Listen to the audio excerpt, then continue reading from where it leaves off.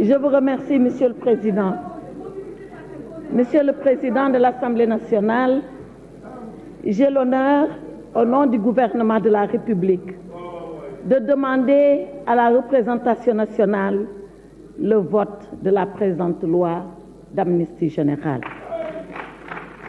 Monsieur le Président, en cet instant dont chacun d'entre nous mesure la gravité et la solennité, chacun d'entre nous ici dans cette salle, comme tous les autres qui sont en dehors, je voudrais d'abord et avant tout remercier Monsieur le Président et les membres de la Commission des lois.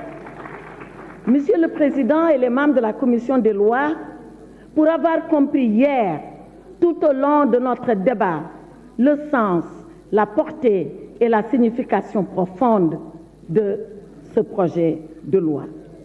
Mais je tiens particulièrement à remercier tous ceux-là, c'est-à-dire vous, les honorables députés, tous ceux-là qui, par leur intervention, par leurs propositions, par leurs remarques, leurs observations et leurs commentaires, ont enrichi et ont approfondi le débat. Vous tous, que vous soyez pour la loi d'amnistie, que vous soyez contre la loi d'amnistie. Mais au moment où je prends la parole, j'ai la claire conscience que ce n'est pas un travail facile. Je l'ai dit hier en commission et je voudrais le répéter ici en plénière. Les lois d'amnistie, elles sont toujours clivantes. Les lois d'amnistie, elles ne sont pas faciles à nous faire nous départager parce que chacun y va avec son sentiment, chacun y va avec ce qu'il croit être la vérité, chacun y va parfois avec sa passion. Et pourtant,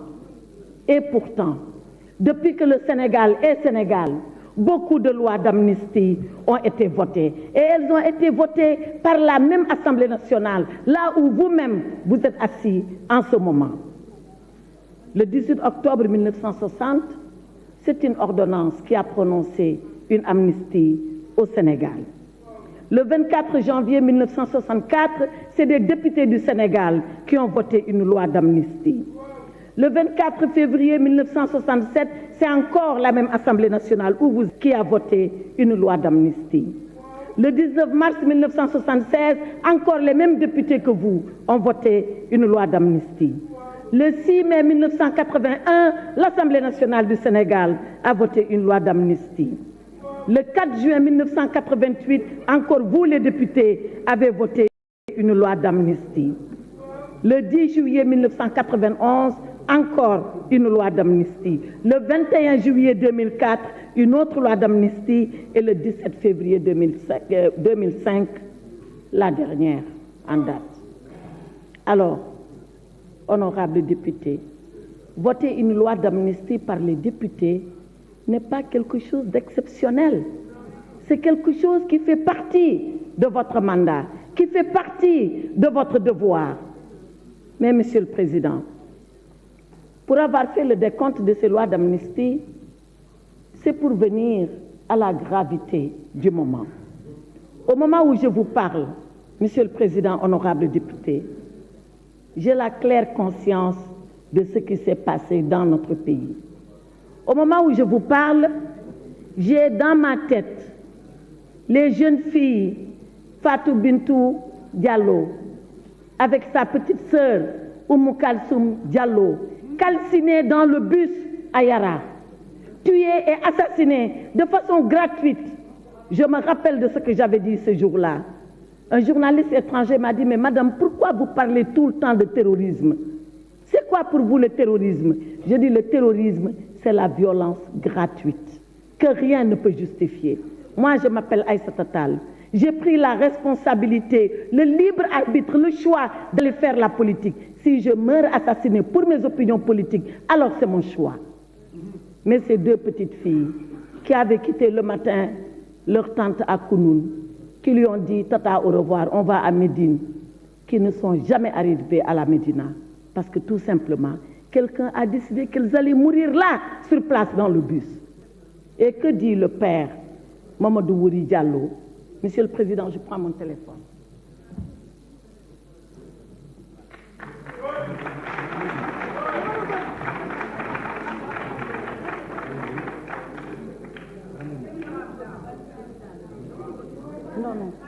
Oui. Mamadou Wuri Diallo, qui est le père, on a beaucoup parlé de ses filles, je voudrais parler du père maintenant. Mamadou Wuri Diallo, le papa de ces jeunes filles, a dit la chose suivante, et je voudrais le citer pour être très clair. Mamadou Wuri Diallo a dit, je me suis levée un matin, on m'a téléphoné, on m'a orienté vers la gendarmerie de Yara. Une fois là-bas, j'ai moi-même vu les photos et j'ai compris que mes filles avaient été brûlées vives. J'ai compris que ma Fatimata a été brûlée, calcinée. J'ai compris que ma Oumou Khalsoum a été calcinée, brûlée. C'est là où je me suis dit, alors tout est fini. J'éprouve une peine incommensurable, mais comme je suis un croyant, je m'en remets à Allah subhanahu wa ta'ala. Parce que Mamadou Wuri Diallo, il nous fait la leçon. Il nous fait la leçon dans une sourate du Saint-Coran. C'est la sourate Al-Imran qui est la 3e du Saint-Livre, où Allah subhanahu wa ta'ala dit aux croyants, Rabbana innaka jami'an nas li yawmin la rayba fi inna Allah la yukhliful mi'ad. Moi, Dieu, un jour viendra, je vous ferai vous tous vous lever. Quand votre main droite dira ceci, votre main gauche dira cela. Ce jour-là, c'est le jour du jugement. Ce jour-là, il arrivera. Parce que moi, Allah subhanahu wa ta'ala, je ne loupe jamais le rendez-vous. Inna Allah la yukhliful mi'ad. Moi, je ne loupe pas le rendez-vous. Et quand le rendez-vous arrive, c'est le jour du rendez-vous. Voilà ce que nous dit Mamadou Wuri Diallo. Mamadou Wuri Diallo, il pourra être dédommagé s'il veut être dédommagé. Mais Mamadou Wuri Diallo n'est pas dans cette tribune, mais il est là, dans le téléphone. Il est là par ses propos. Il a dit, moi, j'ai compris que c'est fini pour moi. J'ai perdu mes filles, mais je m'en remets à Allah subhanahu wa ta'ala. Il n'a pas pardonné celui-là. Pourquoi les gens veulent venir faire le jugement à sa place? Je continue. Je continue. Je continue. Après avoir parlé de ces jeunes filles, je me souviens encore d'un autre tableau. Et vous l'avez tous vu, ce tableau. Ce tableau, c'est quand le policier a été agressé au Parcelles Assainies. Quand il a été traîné, baignant lui-même dans une mare de sang, son propre sang à lui. Quand fatigué, tombant, il a sorti son arme. Il l'a dégainée. Il voulait tirer pour se sauver. Il a vu une forêt de jeunes gamins devant lui. Il a dit, je ne peux pas tuer les enfants du Sénégal. Il a rengainé son arme et il est tombé dans le coma. Vous tous, vous avez vu cette image. Il est resté aux soins intensifs pendant des jours. Nous devons avoir la claire conscience de la violence qui s'est abattue sur le Sénégal pendant ces jours-là. Ce n'est pas fini. J'ai en mémoire l'étudiant Prosper Clédor Senghor. Prosper Clédor Senghor qui a reçu des bombes lacrymogènes sur sa poitrine, qui a été hospitalisé ici à l'hôpital principal de Dakar, qui est mort des suites de cela. Et moi, je parle à son père au téléphone. Je lui dis, je suis Aïssata Tall Sall. Il me dit, la ministre, je dis, oui, c'est moi. Je voudrais vous appeler parce que j'ai votre numéro de téléphone. Je voudrais vous présenter mes condoléances. Je voudrais vous dire ma compassion. Il m'a dit, madame, c'est mon fils aîné. Il était en train de faire des études de mathématiques. Je voulais l'année prochaine l'envoyer faire des études. J'ai même économisé pour cela. Mais ces économies vont servir à faire le deuil et le funérail de mon fils. Vous ne pensez pas que qu'on peut supporter cela? Qu'on peut être un être humain et supporter cela? Voilà ce que m'a dit M. Senghor qui partait enterrer son enfant en Casamance. Je me rappelle au moment où je vous parle de ce bus qui a été incendié devant la bibliothèque de l'université de Dakar. Et pourtant, pour entrer à l'université, qu'est-ce qu'on nous dit, nous, Lux mea lex? Avant même d'entrer dans l'amphithéâtre, c'est ce qui est écrit au fronton du portail de l'université. Lux, c'est la lumière. Mea, c'est la mienne. Et lex, c'est la loi. C'est la lumière qui est ma loi. Ce jour-là, ils ont mis le feu de l'ignorance et on a dansé autour, comme une danse macabre. Ça s'est passé ici. au Sénégal. Ça ne s'est pas passé ailleurs. Mais ce n'est pas fini. On a tous les petits tchak-tchak qu'on a interdit de circuler parce que c'est la situation sécuritaire. On a la vendeuse qui n'a pas pu sortir vendre ses oranges parce qu'elle a peur. On a les enfants qui n'ont pas pu aller à l'école. On a Auchan, on a Total. On a tous ces dégâts qui ont été commis. Et pourtant, c'est chez nous, au Sénégal, que cela s'est passé. Au moment où on examine cette loi, on ne peut pas ne pas penser à ces gens-là. Alors, quelle est cette remontrance qui vient nous dire ici, vous n'avez même pas pensé aux victimes dans l'exposé des motifs? Les victimes, elles ne sont pas dans l'exposé des motifs, elles sont dans le corps de la loi. Et je voudrais, mesdames et messieurs les députés, les honorables députés, à vous tous vous demander que nous puissions observer les minutes de prière qu'il faut pour tous ces disparus et demander à Allah subhanahu wa ta'ala, mais chacun dans sa croyance et dans sa foi, que ceux-là qui sont partis reposent en paix, que ceux-là qui ont été blessés puissent s'en sortir, que ceux-là qui ont subi des dégâts puissent être réparés dans le préjudice qu'ils ont subi. La meilleure façon de rendre hommage aux morts, ce n'est pas de crier les victimes. La meilleure façon de rendre hommage aux morts, c'est de continuer de les aimer. Mais comment on continue d'aimer les morts? On continue d'aimer les morts en priant pour eux. À chaque prière qu'Allah subhanahu wa ta'ala vous demande de faire, ou dans votre conviction profonde et votre religion de faire, que vous puissiez adresser une prière pour le repos de leur âme. Voilà ce que nous faisons tous les jours et je vous demande de continuer à le faire. Monsieur le Président, cela dit, permettez-moi, après avoir eu cette pensée pour les morts, pour les blessés, pour ceux-là qui ont subi des destructions violentes de tous leurs biens, permettez-moi de rendre hommage aux forces de défense et de sécurité. Je l'ai entendu plusieurs fois, mais si vous amnestiez, que direz-vous aux forces de défense et de sécurité? On leur dira Gatchengalama. Parce que ils ont porté ce pays sur leurs épaules. Parce que quand c'était difficile et que nous, on était chez nous, puisque la peur, elle est de la condition humaine, la peur. Qu'on le veuille ou pas, il arrive un moment où on a peur. Que eux, ils le veuillent ou pas, qu'ils aient peur ou qu'ils n'aient pas peur, ils sont dans la rue, ils sont debout et c'est pour nous protéger. Et les forces de défense et de sécurité du Sénégal sont tellement des forces républicaines que si demain, après avoir voté la loi d'amnistie, je ne le souhaite pas, le Sénégal était encore en trouble, les mêmes sortiront, les mêmes nous défendront et les mêmes nous protégeront. Parce que c'est ça qu'ils ont subi comme enseignement, c'est ça qu'ils ont trouvé comme tradition républicaine. Ils ne divergeront pas de ce chemin-là. Mais ce n'est pas pour cette raison qu'on ne leur rendra pas justice en leur rendant hommage, nous tous ensemble, parce que quand ils nous protègent, ils ne distinguent pas notre appartenance politique pour nous protéger. Après eux, je voudrais rendre hommage aux magistrats. On a parlé d'eux. Quelqu'un a même dit ici, oui, la justice aux ordres, comme s'il y avait une justice aux ordres au Sénégal. Je m'inscris en faux contre cela.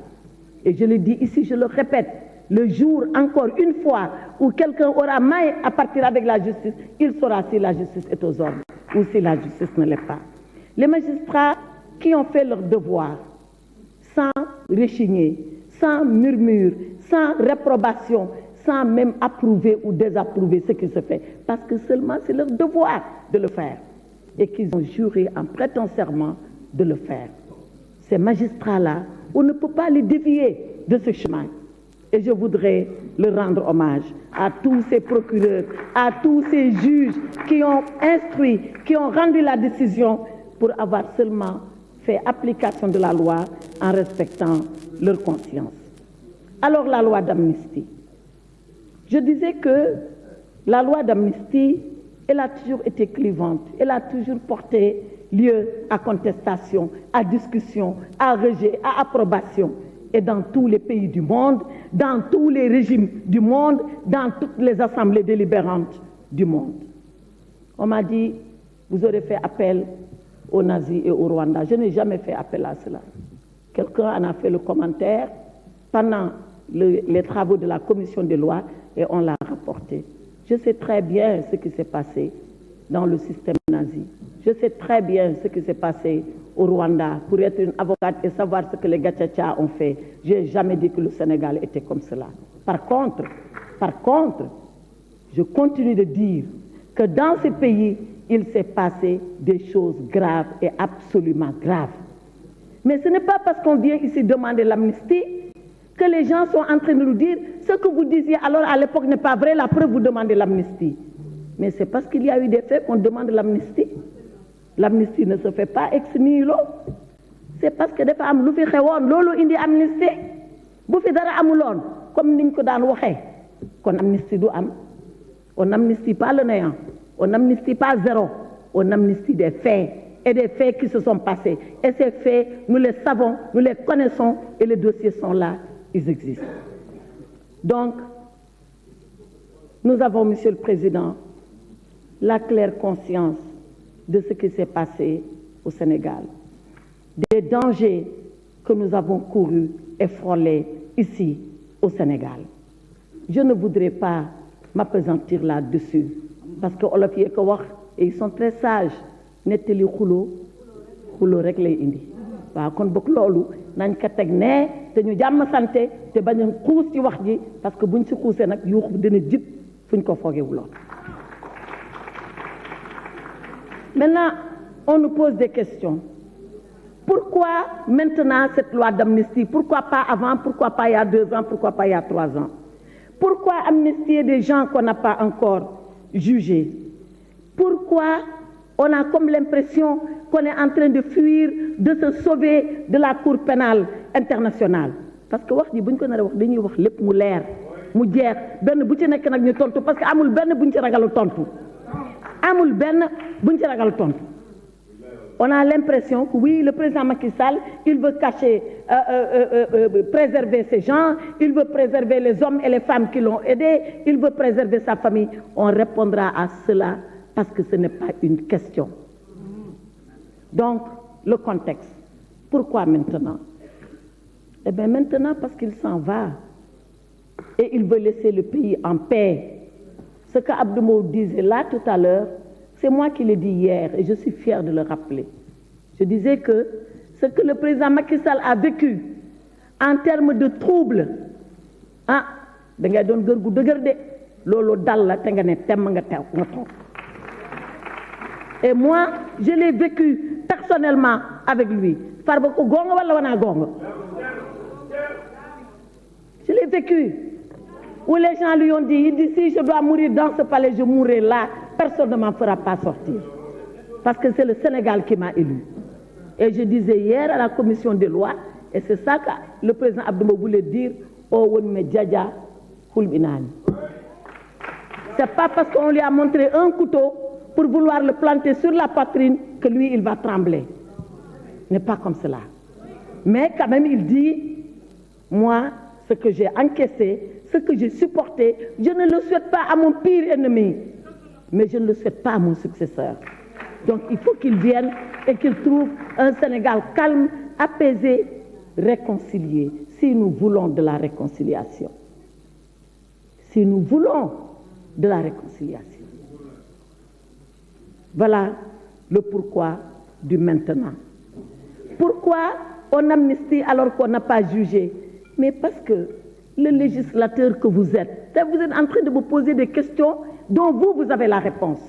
Le législateur que vous êtes, il peut amnistier quand il veut, aussi bien quand il y a jugement que quand il n'y a pas jugement. Et on a donné les exemples.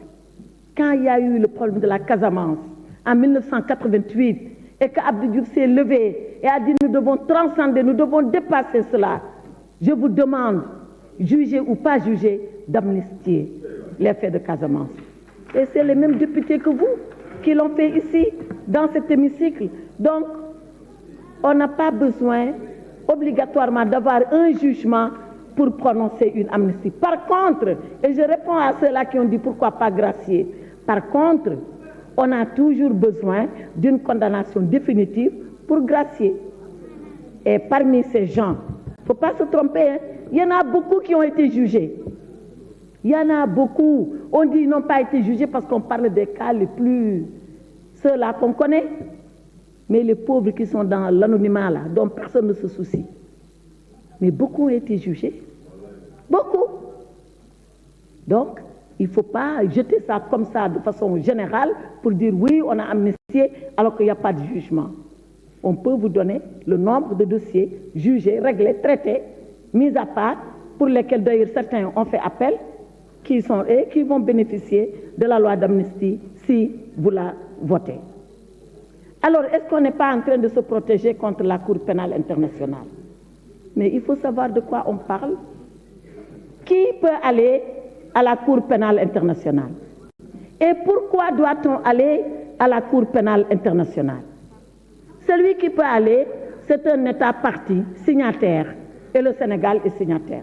Sinon, c'est le procureur lui-même de la Cour pénale, il s'appelle Karim Khan en l'espèce, qui peut ouvrir une enquête et diligenter. Sinon, c'est les Nations Unies qui peuvent le faire. Voilà les 3 personnes qui peuvent déclencher une procédure à la Cour pénale internationale.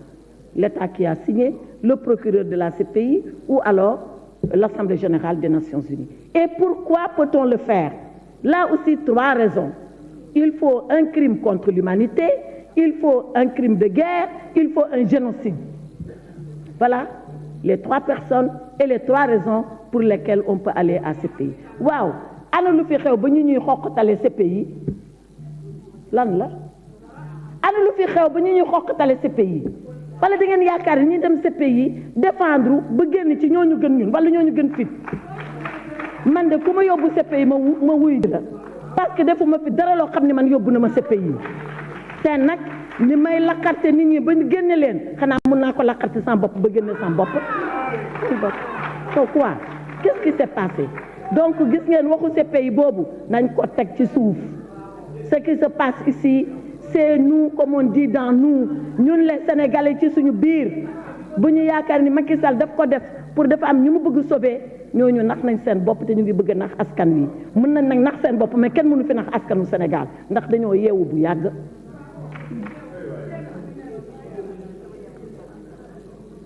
Maintenant, on m'a posé la question de savoir le champ d'application de la loi. Et j'en reviens à la question de l'honorable député Oumar Sy. Honorable député Oumar Sy, je voulais tellement comprendre, excusez-moi de le dire, que je lui ai demandé de m'écrire sa question. Et il m'a écrit sa question. Il m'a écrit sa question, elle a été reprise par beaucoup d'intervenants. Est-ce que les crimes de sang sont dans le champ d'application de la loi d'amnistie? D'abord, et puis, honorable, vous m'avez accusé de dilatoire. Vous avez dit que je ne dois pas faire de dilatoire, je ne dois pas faire de langue de bois. Moi, pour qui me connaît, c'est que j'ai une langue et qu'elle n'est pas de bois. Ça, c'est un. La deuxième chose, si vous m'accusez de dilatoire,